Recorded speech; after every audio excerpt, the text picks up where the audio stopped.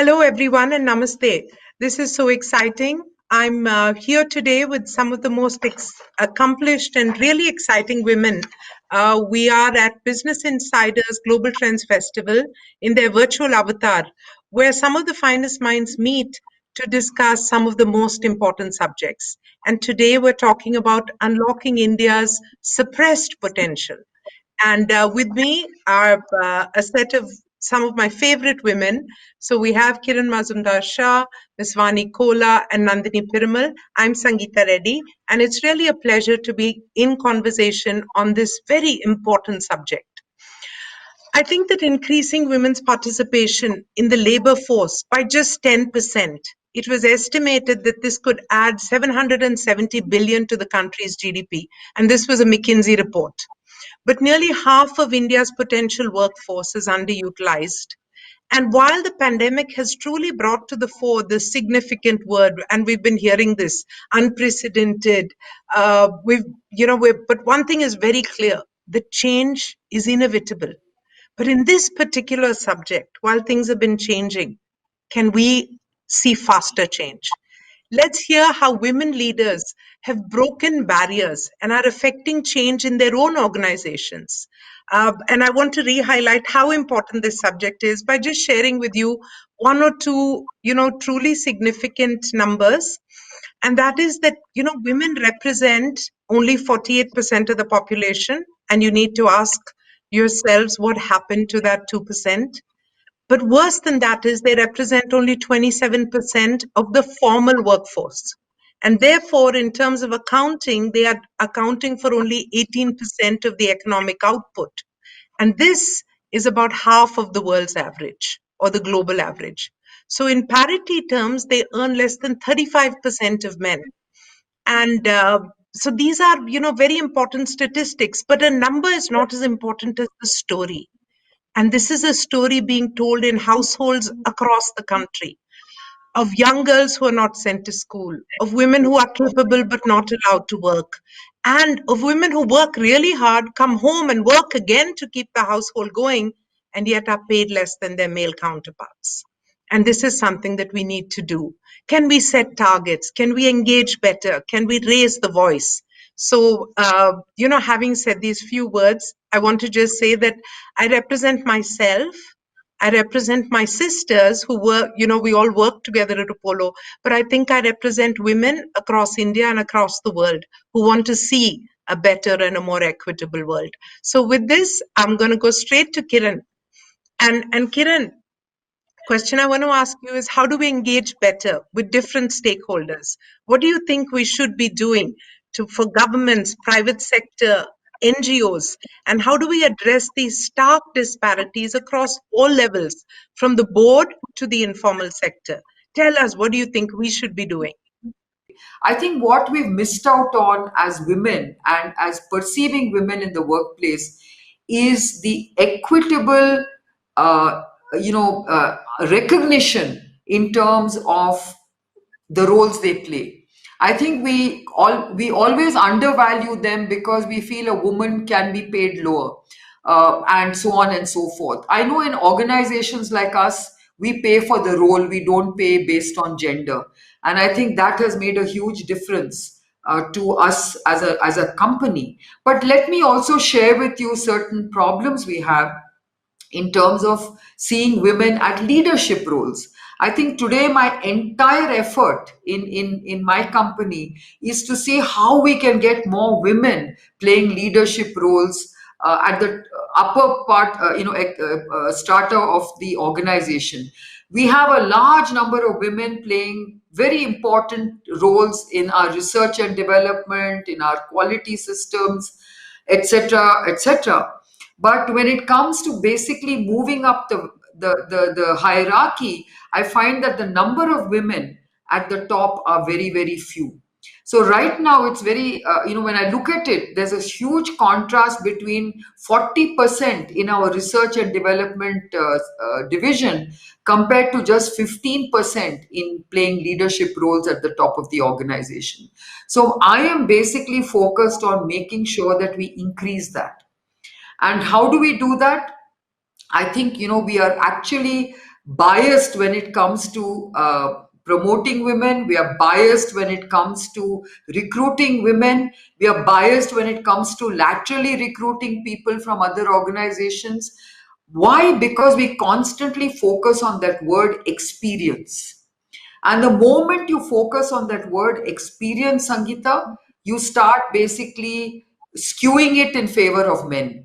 Because women don't seem to populate those spaces of experience. And you've got to give that opportunity of women for women to build that experience. So for me, I'm actually talking about having a more focus on EQ and competence rather than just experience. And I think we all make this mistake in every single sector, because when you're looking at the pharma sector, you believe that it requires these specialist skills and you need the experience, and therefore you tend to choose men. So I'm trying to push my colleagues to say, no, I think one of your leadership assessments has to be your ability to pull women into leadership roles. And this is something which I think a lot of diversity, objectives and diversity strategies is trying to do in many, many of our organizations. I serve on the board of Infosys. I serve on the board of Narayana Health. I think everywhere we are seeing the same problems, and we need to tackle it very differently. So I just wanted to add, but I think we also need to change the expectations and responsibilities at home. And I actually think the pandemic is a really good way of doing that, because for the first time, actually, a lot of people had no help at home. So I think for the first time, at least I know my colleagues, men colleagues, were like told, okay, you know what, now we need to run this household together. So now you need to pitch in and making sure the kids go to school, the washing is done and the food made. And I think that it has to change, because if as a woman you're dealing with the home, the children and work, and you want to succeed in all of them, there are not that many hours in the day. So something we have to actually change how we bring up our men and our expectations of men as well, which is they also are leaders in the family. They're not just leaders at work. I think you were bang on with that comment. That was fantastic, because otherwise, what is happening is women are aspiring to excel in the workplace and maintaining the entire load at home. So that shift has to happen both at work, at home, and like Kiran was saying, in society and in every sphere of life. So on that, and staying with the theme of what more we need to do, Vani, can I please ask you a little bit on the entrepreneurship side? Because I think that's where, I mean, you're seeing, you're funding, you're working with entrepreneurs every day. Why do we find that women constitute only 14% of the total share of entrepreneurs? And how can we help empower them to do more? I think, like with all these things, Sangeeta, the causes are many, though the result is lesser participation. The cause is, how do you first and foremost create bottom of the funnel, right? That's very important. And so, for example, I'm running a fellowship program that will start in January, and we take we take young people who can learn about entrepreneurship and venture capital. They spend 2 years with us, and they're doing hands-on work. And it's something I've been passionate about starting, so I did that. And this time, for the first time, we said, let's emphasize, and we just finished evaluating the number of applications. We have received only 20% of the applicants are women, right? Now, so I can, if you translate that, then maybe we can take 30% of the fellowship program incoming to women, right? So there is a problem at that level, and that then becomes sort of the uh, uh, uh, tip of the pyramid. As it goes up, the funnel kind of narrows and narrows and narrows, right? So that's one of the challenges. And it's the same with entrepreneurship. I think we have to fix women in investing, not because women are going to invest in other women, but because then I think there is an understanding. In fact, today, women are higher percentage of in value buyers on the internet than anyway. And how do you cater to them? How do you understand them? How do you uh, do customer experience for them. And yet in most of the startups, the senior leadership from founding, very small number are women, actually 10 or 11%. I don't think my numbers said 14%, but nonetheless, whatever that is, I think that's one of the problems. I think in 2019 there were only 12% of the companies that received funding had a women co-founder, not even a women CEO, right? And if you took a women CEO, it becomes even lesser. So I think the challenge for that is we have to create systematic programs. I think in US, Melinda Gates has this fund to fund women entrepreneurs. Uh, Early indication is that it has actually been successful. Business models that weren't getting funded, that have actually now proven success, have actually come out of that fund. So maybe things like that are worth considering. So I'm not special, running a yeah. specific fund, but it's possible, right, that those things are done. But we also have to work on top of the funnel or bottom of the pyramid, however you look at it, to increase the base and running programs that allow women to think about these kind of leadership roles. I think in entrepreneurship, this men are from Mars, women are from Venus, whatever also applies, because I think when a woman is presenting, there are different cues with which I see the interpretation. So how do we bridge the gap, right? You can't be too aggressive, apparently, yet you can't be too reticent. So I think there is a lot of subjectivity of judgment, which doesn't sometimes favor women. So I think we have to do enough in creating ground level entrepreneurship, but we also do have to do enough from how there is awareness towards investing into women leaders. So I just So want to I add think that's, yeah. Go ahead, Kiran. Go ahead. No, I Kiran, go ahead. wanted to add what Vani is saying. I've been mentoring a lot of young women entrepreneurs recently, and Vani, I've been telling them, the difference between men and women when they present to a VC is that a man makes a small idea seem very big, and a woman, unfortunately, blocks her big idea. And I said, why are you like that? This is a great idea, but you're making it sound as if it's trivial. Is it a good idea? You start having self-doubt and diffidence right from the start, saying, will this idea fly? Do you think a VC will invest in this idea? And I said, look, it's a great idea. Make it big. Make it sound big. In the entire aspect of study from home, I believe that if there's only one computer in the house, it's normally given to the boy child and not to the girl. And that internet users are only 29% of the total usage. So we need to find ways. So clearly the data is showing that there is a disadvantage in many segments of society, may not be in the upper segment. And so we need to step up. Yeah, so Sangita, I think it has to really start from better political representation. Believe me, that's where it all starts. When you're talking about decision making, I think if you're if you're a strong political leader who can take important decisions, I think it starts from there. And then, of course, and you see, we just don't have enough women representing us politically. You can see that the few women who are actually given those political leadership opportunities are actually doing very well in terms of the kind I of agree. decisions. You just mentioned Smriti Irani. I think she has taken very important decisions when it comes to women entrepreneurship, when it comes to the textile industry. I mean, in anything that she has taken, she's actually done a very, very, strong positive change in that. Now, if you look at even some of the other political leaders, the thing is that you may they may be controversial, but they're very strong leaders. Now, the moment you have women playing strong leadership roles, and look, we are so underrepresented when it comes to our polity, and I think that's where the problem begins. Whether it's at the panchayat So level, whether reservation. it So MLA, are you MP, are you I proposing really want reservation? I think the women's reservation bill ought to come, because I really think without that reservation, you're not going to be seeing more women being able to fairly fight for their place in politics. That's my view, okay? That's my So, personal view. Vani, one line. Do you stand up for reservation bill? What's your view on that? One word, no. No, okay. And I'm sure you have a reason. Tell us why.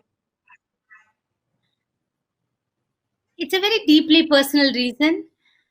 I have always felt that I want to be valued as a person, and I have never felt I am more or less than any other person, and I want to really be treated that way. And I think most women can make it without feeling like they had a handout that they didn't deserve. And I would I want get anyone it. who looks at me to feel that I have achieved everything I've achieved on my own, not because there was some special reservation offered to me. And Understood. I think we can make it Why? without reservation. I'm not And talking about at our level, okay? Because I know no, for a fact, and I'll just No, share but with we you. don't get to our level When without starting somewhere. I just When I want to, went to engineering school, there were no. 6 girls in the class, right? So we are not talking about today where we are. To get here, we started somewhere, right? So I'm So, going back to so the let's girls. go around the room. Let's get Nandini's point of view on this. Nandini, what do you think? So I actually think the 33% reservation at the panchayat has made a difference in the village. And so why wouldn't it make a difference elsewhere? I think Perfect. so. I agree with So, Nandini, so because I tell you I, something. I just want to say one thing, Sangita. yeah, I yeah. want you Go to ahead. know that when I started my business, well, over 40 years ago, and when I went to apply for a loan to the Karnataka State Financial Corporation, there was actually one type of loan which said women entrepreneurs, disabled and backward classes were given a special loan of some 2 lakhs, I remember. And they asked me to apply under that category, and I said, absolutely not. I'm neither disabled nor am I a backward class. I'm a woman and I don't need that special loan category. So I'm just saying it's not for us. I'm talking about like what Nandini said. When you No, look we at the get it. grassroots level, Vani, I'm telling you, it's not a fair place for women. And believe me, it makes No, a big difference when you get a reservation in place for women to get into politics, because otherwise they don't have a chance. But Kiran, it's so like having I women think on Vani, board. I fully understand where you're coming from, Vani, and I think you are representative of a certain small segment of women who have had enlightened parents, who brought you up with a similar value system with equal opportunity. But the reality of the world, or of the Indian world, is that a significant number of our women don't have the same equal opportunities, and therefore an enlightened society needs to give them a boost up for a period of time till we can make up for these inequalities. I mean, that's my point of view, but I fully respect where you're coming from, Vani. And I think each of us needs to ultimately keep our eye on the ball or on the ultimate goal, and that is for women to be playing a larger role in society, in the workplace, uh, and a fairer role in the home. But just moving onwards, this topic that was spoken about a little bit, taking the implications of that further. COVID-19 started this whole thing of work from home as the new normal. And 34% of women in the IT sector were already working from home, and they've been upskilled, reskilled. It's working fantastically in some of these segments. But for some segments, whether it's the hospitality, in healthcare, in many of these where you need to be physically present, you may not be able to move so much to digital. Of course, telemedicine is going to do something. Healthcare has always had a large number of women. I mean, in our organization, it's not just that we have 50% women on the board, we have significant women in leadership, but we also have 50% of our workforce. In fact, 54% of the workforce are women, but healthcare is very special. How do we find ways to accelerate women in other spheres? And I'm looking at financial inclusion, what do you all think of the adopting the gender lens, they call it, the GLI, the gender lens investing? And so, Vani, tell us more if there's a way that we can use GLI as a mechanism. So we spoke about reservation, we spoke about, working from home and COVID. We spoke about, like Nandini said, a better sharing, a more equitable sharing of responsibilities in the home. Tell us about the ability for women to control wealth and create wealth because investors are applying a GLI lens. I think being able to, we talked a little bit about this, Sangita, being able to sort of safeguard or provide boundaries through which women can actually get the financial support, right? And how that can multiply is a great validation and proof. So, how do you get women access to that funding? And today, I think there is a bias in that funding process. And how do you remove bias? By proving through data. But in order to prove through data, you have to provide the opportunity and the chances, whether that is, if you don't have experience, do you provide opportunities so people can get that experience? So I really think that whether it's at a government level, we have, many funds, 10,000 crore startup fund, this fund, that fund, there are many things. But if there can be even a small carve out to focus on women development, women empowerment, and I mean that in the broader context of financial inclusion, not empowerment, betterment in a more global sense. But if we can do that, I think a lot of miracles can happen. I think everyone needs a helping hand, but not a handout. And we have to look at this as a helping hand versus a handout. Okay. So if we can create it that way, I think a lot can happen. And Telangana government has VHub, I think, which is for women entrepreneurs to get mentored, and a platform where they get some benefits and so forth. And recently, We have. That's yeah, the We Hub. I'm on that board. Yeah. Yeah. So recently, Jayesh Garu sent me a couple of those entrepreneurs, said, could you please look at these and mentor them and give them feedback? So there is, these kind of programs, right? So that can actually create the incubation. So if we can find a way to incubate and support that early start and the sort of capacity to have confidence and step up, uh, we can create a big trickle effect. I believe that. That's cool. Nandini, would you like to add something? I just think it's also having women who can see things differently. So, for example, sometimes you had a marketing campaign where it's about a home loan, and the only people that were in the marketing campaign were men. And it was like, where's the woman in this ad? Where are they even in this purchase of this home and this dream? Where are they? And actually having so I think that's also helps, which is asking the questions. So as you see, there's more representation of even women taking financial decisions, people then get used to it.